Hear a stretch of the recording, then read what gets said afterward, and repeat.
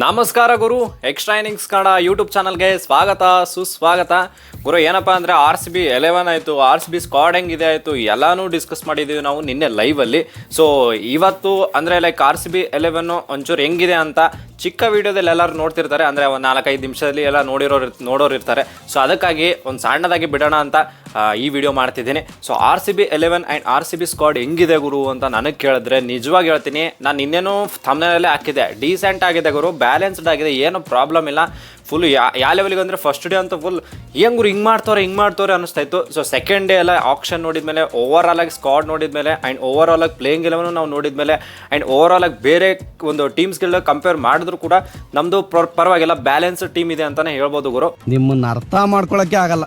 ನಾವೇನಂತ ನಮ್ಗೆ ಅರ್ಥ ಆಗಿಲ್ಲ, ತಾವ್ ಯಾಕೆ ಇರುವೆ ಬಿಟ್ಕೋತೀರಿ ಗುರು? ಡೇ 1 ಅಲ್ಲಿ ನೋಡೋದಾದ್ರೆ ಹೇಜಲ್ವುಡ್, ಲಿವಿಂಗ್ ಸ್ಟೋನು ಮತ್ತು ಜಿತೇಶ್ ಶರ್ಮಾ, ಸಾಲ್ಟ್ ಅಣ್ಣ, ನಮ್ಮ ಉಪ್ಪಣ್ಣನೂ ಬಂದರು, ಅದಾದಮೇಲೆ ಇಬ್ಬರು ಅನ್ಕ್ಯಾಪ್ಡ್ ಪ್ಲೇಯರು ರಸಿಕ್ದಾರು ಬಂದರು, ಅದಾದಮೇಲೆ ಇವರಪ್ಪ ಸ್ಪಿನ್ನರು ಸುಯೇಶ್ ಶರ್ಮನೂ ಬಂದರು. ಸೊ 6 ಜನ ಬಂದರು. ಇನ್ನೇನಪ್ಪ ಯಾಕೆ ಇದು ಒಂಥರ ಆ ಕಡೆ ಈ ಕಡೆ ಕಾಣಿಸ್ತಿದೆಯಲ್ಲ, ಬೌಲರ್ಸ್ ಇಲ್ವಲ್ಲ, ಒಬ್ಬ ಬೌಲರ್ ಬೇಕು, ಕ್ರೇಜಿ ಬೌಲರ್ ಬೇಕು, ಮತ್ತು ಸುಯೇಶ್ ಶರ್ಮಾ ಮೇಲೇ ಡಿಪೆಂಡ್ ಆಗಬೇಕಾ ಅಥವಾ ಒಬ್ಬ ಆಲ್ರೌಂಡರ್ ಬೇಕು, ಸ್ಪಿನ್ ಮಾಡುವಂಥ ಆಲ್ರೌಂಡರ್ ಬೇಕು. ಆ ಕಡೆ ಈ ಕಡೆ ಹೆಂಗೆ ಏನೇನೋ ಕತೆ, ಅಂದರೆ ಲೈಕ್ ಫಿನಿಷರ್ ಇಲ್ಲ, ಏನಿಲ್ಲ, ಕರ್ನಾಟಕ ಪ್ಲೇಯರ್ಸ್ ಇಲ್ಲ, KL ರಾಹುಲ್ ಏನಕ್ಕೆ ಬಿಟ್ಟರು, ವಿಲ್ ಜಾಕ್ಸ್ನ ಆಟೆ ಮಾಡ್ತಾರೋ ಇಲ್ಲ, ಎಲ್ಲ ಕ್ವಶನ್ಸ್ ಇದ್ವು ಗುರು. ಸೊ ಫಸ್ಟ್ ಡೇ ಹಂಗಾಯ್ತು. ಸೆಕೆಂಡ್ ಡೇ ಗುರು ಕ್ರೇಜಿ ಮಾಡಿದ್ದಾರೆ, ಯಾಕಂದರೆ ಭೂವಿ ಬಂದರು ಆಯಿತಾ, ಆಮೇಲೆ ಟೀಮ್ ಡೇವಿಡ್ ಫಿನಿಷರು. ನಂಗೆ ಏನು ಗೊತ್ತಾ, ಟೀಮ್ ಡೇವಿಡ್ ಮೇಲೆ ಅಂದರೆ ಲೈಕ್ ಇವ್ರು ಹೋಗ್ಬಿಟ್ಟು ಪಾಕ ಒಂದು ಮ್ಯಾಚ್ ಗೆಲ್ಲಿಸ್ತಾರೆ ಅಂತ ಆ ಥರ ಭರವಸೆ ಇಲ್ಲ.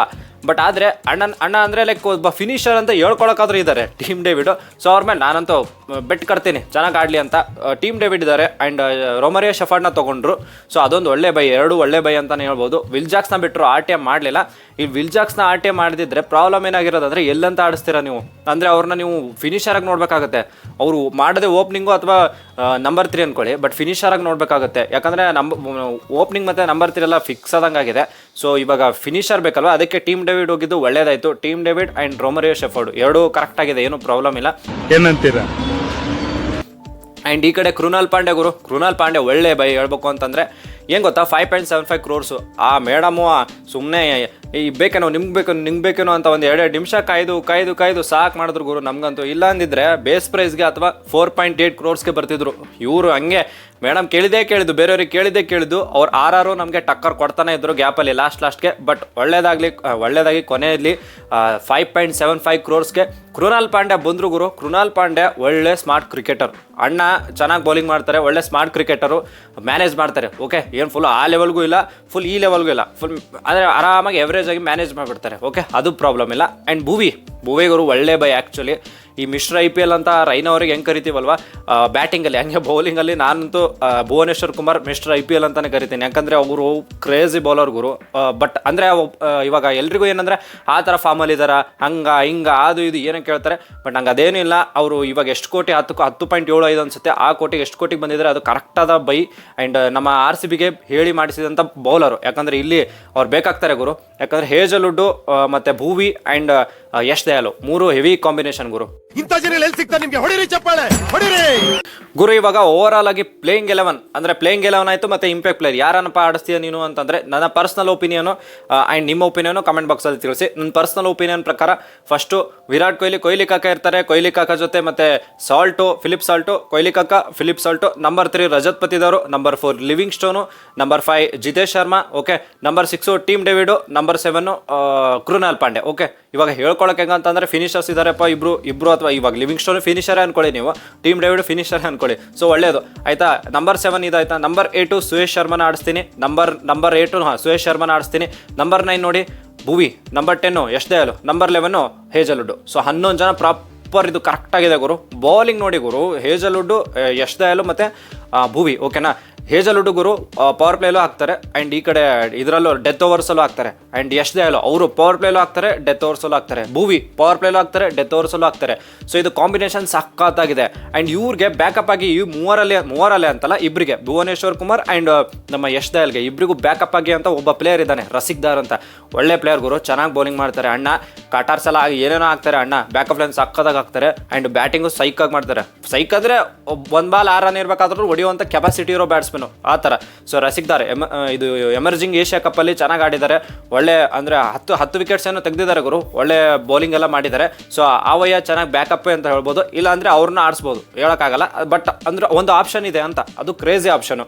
ಆ್ಯಂಡ್ ಈ ಕಡೆ ಇಂಪ್ಯಾಕ್ಟ್ ಪ್ಲೇಯರ್ ಆಗಿ ಗುರು ಮನೋಜ್ ಬಾಂಡೆಗೆ ಆದರೂ ಆಡಿಸ್ಬೋದು, ದೇವದೂತ್ ಪಡಿಕಲ್ ಆದರೂ ಆಡಿಸ್ಬೋದು. ಸೊ ಅದು ಒಳ್ಳೆ ಆಪ್ಷನು. ಆ್ಯಂಡ್ ರೋಮರಿಯಾ ಶೆಫರ್ಡು ಇದು ಟೀಮ್ ಡೇವಿಡ್ಗೆ ಬ್ಯಾಕಪ್ ಆಗಿ ಆದರೂ ಆಡಿಸ್ಬೋದು, ಅಥವಾ ನೀವು ಬ್ಯಾಟಿಂಗ್ಗೆ ಡೈರೆಕ್ಟಾಗಿ ಇಂಪ್ಯಾಕ್ಟ್ ಪ್ಲೇಯರ್ ಆಗೇ ಯೂಸ್ ಮಾಡ್ಬೋದು, ಪ್ರಾಬ್ಲಮ್ ಇಲ್ಲ.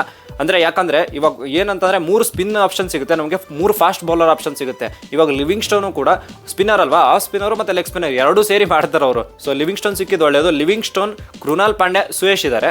ಆ್ಯಂಡ್ ಈ ಕಡೆ ಫಾಸ್ಟ್ ಬೌಲಿಂಗ್ ಮೊದಲೇ ಹೇಳ್ದಂಗೆ ಹೇಜಲ್ವುಡ್, ಭುವಿ ಮತ್ತು ದಯಾಲು. ಸೊ ಇದು 3-6 ಕಾಂಬಿನೇಷನ್ ಸಕ್ಕದಾಗಿದೆ. ಆ್ಯಂಡ್ ಬ್ಯಾಟಿಂಗ್ ಅಂತೂ ಸೂಪರ್ ಆಗಿದೆ ಗುರು, ಏನು ಪ್ರಾಬ್ಲಮ್ ಇಲ್ಲ. ಫಿಲಿಪ್ ಸಾಲ್ಟು ಅಣ್ಣ ಹೆವಿ ಫಾರ್ಮಲ್ಲಿ ಅವರೇ. ಆ್ಯಂಡ್ ಲಿವಿಂಗ್ ಸ್ಟೋನ್ ನಿನ್ನೆ 15 ಬಾಲ್ 50 ಹೊಡೆದಿದ್ದಾರೆ. ಹಂಗಂತ ಹೇಳ್ಬಿಟ್ಟು ಅಲ್ಲಿವರೆಗೂ ಫಾರ್ಮಲ್ಲಿ ಇರ್ತಾರೆ, ಏನು ಹಂಗೆ ಅಂತ ಅಲ್ಲ, ಬಟ್ ಇರ್ತಾರೆ ಬಿಡಿ, ಅವರು ಚೆನ್ನಾಗಿ ಆಡ್ತಾರೆ, ಏನೂ ಪ್ರಾಬ್ಲಮ್ ಇಲ್ಲ. ಅಣ್ಣ ಹೆವಿ ಆಲ್ರೌಂಡ್ರು, ಕ್ರೇಜಿ ಆಲ್ರೌಂಡ್ರು. ಆ್ಯಂಡ್ ಫಿಲಿಪ್ ಸಾಲ್ಟು ಸಕ್ಕದಾಗಿ ಆಡ್ತಾರೆ. ಜಿತೇಶ್ ಶರ್ಮನು ಒಳ್ಳೆ ಬ್ಯಾಟ್ಸ್ಮನ್, ಅಂದರೆ ಅದೇ ಸ್ವಲ್ಪ ಕೋಟಿ ಹೆಚ್ಚಿಗಾಯಿತು, ಬಟ್ ಇವ್ರು ಇಟ್ಕೊಂಡಾದ್ರೂ ಏನು ಮಾಡಿದ್ದಾರೆ ನೋಡಿ ಅಲ್ವಾ. ಸೊ ಕೊಟ್ಟಿದ್ದೇ ಒಳ್ಳೇದಾಯಿತು. ಅಣ್ಣ ಮಿಡ್ಲ್ ಆರ್ಡ್ರಲ್ಲಿ ಒಬ್ಬರು ಬಂದರು. ಓವರಾಲ್ ಆಗಿ ಪ್ಲೇಯಿಂಗ್ 11 ನೋಡಿದ್ರೆ ಅದೇ ಡೀಸೆಂಟ್ ಟೀಮ್, ಬ್ಯಾಲೆನ್ಸ್ಡ್ ಟೀಮ್ ಥರ ಕಾಣಿಸ್ತಿದೆ ಅವರು, ಏನು ಪ್ರಾಬ್ಲಮ್ ಇಲ್ಲ ಸದ್ಯಕ್ಕೆ. ಇವರು ಅವರ ಏನು ಒಂದು ಪೊಟೆನ್ಷಿಯಲ್ ಇದೆಯಲ್ಲ, ಆ ಪೊಟೆನ್ಷಿಯಲ್ಗೆ ಇವ್ರು ಆಡಿದ್ರೆ ಪಕ್ಕ ಪ್ಲೇ ಆಫ್ಸ್ಗಂತೂ ಮಿನಿಮಮ್ ಹೋಗ್ತಾರೆ. ನನಗೆ ಕೇಳಿದ್ರೆ ಪ್ಲೇ ಆಫ್ಸ್ಗಂತೂ ಮಿನಿಮಮ್ ಹೋಗ್ತಾರೆ. ಆಮೇಲೆ ಅಲ್ಲಿಂದನೇ ಸ್ಟಾರ್ಟ್ ಆಗೋದು 4 ಮ್ಯಾಚದ್ದು ಏನೇನಾಗುತ್ತೆ ಅಂತ. 4 ಅಂತಂದರೆ ಪ್ಲೇ ಆಫ್ ಆದಮೇಲೆ, ಪ್ಲೇ ಆಫ್ ಅಂದರೆ ಕ್ವಾಲಿಫೈರ್ 1 ಹೋದರೆ ಮುಗಿತು ಬಿಡಿ, ಹಂಗೆ ಹೋದರೆ ಸ್ವಲ್ಪ ರಿಲೀಫ್ ಆಗಿರ್ತೀವಿ. ಬಟ್ ನೋಡ್ಬೇಕು, ನಾನು ಅಲ್ಲಿವರೆಗೂ ಹೋಗ್ತಿದ್ದೀನಿ ನೋಡಿ, ಆ ಲೆವೆಲ್ಗೆ ಎಕ್ಸೈಟ್ಮೆಂಟು. ಬಟ್ ನೋಡೋಣ. ಬಟ್ ಸಡನ್ನಾಗಿ RCB 11 ಹೆಂಗಿದೆಯಪ್ಪ, ಒಂದು ರೇಟಿಂಗು ಅದು ಇದು ಎಲ್ಲ ಕೊಟ್ಟಿದ್ದಾರೆ, 7.4 ಏನೋ ಕೊಟ್ಟಿದ್ದಾರೆ ಜಿಯೋ ಸ್ಟಾರ್ ಅವರು, ಅವರೇ ಅದೇ ಲೋಯೆಸ್ಟ್ ಅಂತೆ. ಬಟ್ ನಾನು ಆ ಥರ ಎಲ್ಲ ನೋಡೋದೇ ಇಲ್ಲ. ಲೋಯೆಸ್ಟ್ ಆದರೂ ಕೊಡಲಿ, ಹೆಂಗಾದರೂ ಕೊಡಲಿ, ನಮ್ಮ ಫ್ಯಾನ್ಸ್ ಹಾಗೆ ಏನಾದರೂ ಮಾತಾಡ್ಕೊಳ್ಳಿ, ಹೆಂಗಾದರೂ ಇರಲಿ. ಬಟ್ ಎಮೋಷನ್ಸು ಸ್ವಲ್ಪ ಸೈಡ್ಗಿಟ್ಟು ಒಳ್ಳೆ ಬ್ಯಾಲೆನ್ಸ್ ಟೀಮ್ ಕಟ್ಟಿದ್ದಾರೆ. ಇಲ್ಲಾಂದರೆ ಎಮೋಷನ್ಸ್ ಹೊರಗೆ ಹಾಕ್ಬಿಟ್ಟು ಹಂಗೆ ಏನೇನೋ ಮಾಡ್ತಿದ್ರು. ಬಟ್ ಇವಾಗ ಒಂದು ಎಮೋಷನ್ಸ್ ಹೊರಗಿಟ್ಬಿಟ್ಟು ಒಳ್ಳೆ ಬ್ಯಾಲೆನ್ಸ್ ಟೀಮ್ ಕಟ್ಟಿದ್ದಾರೆ. ಡೀಸೆಂಟ್ ಆಗಿದೆ ಟೀಮು. ನೋಡ್ಬೇಕು ಈ ಸಾರಿ ಏನು ಹೆಂಗೆ ಪರ್ಫಾರ್ಮೆನ್ಸ್ ಕೊಡ್ತಾರೆ ಅಂತ.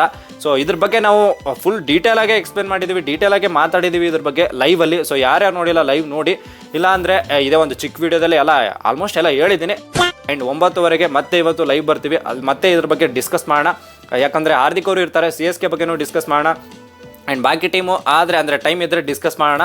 ಆ್ಯಂಡ್ ಈ ವಿಡಿಯೋ ನಿಮಗೆ ಇಷ್ಟ ಆದರೆ ಪ್ಲೀಸ್ ಲೈಕು, ಶೇರು, ಸಬ್ಸ್ಕ್ರೈಬ್ ಮಾಡ್ರಪ್ಪ. 85% ಏನೋ ಸಬ್ಸ್ಕ್ರೈಬ್ ಮಾಡ್ತಿಲ್ವಂತೆ. ಸೊ ಪ್ಲೀಸ್ ಸಬ್ಸ್ಕ್ರೈಬ್ ಮಾಡಿ, ಯಾಕಂದರೆ ಇದು ನಮ್ಮ ಕಳಕಳಿಯ ಬೇಡಿಕೆ.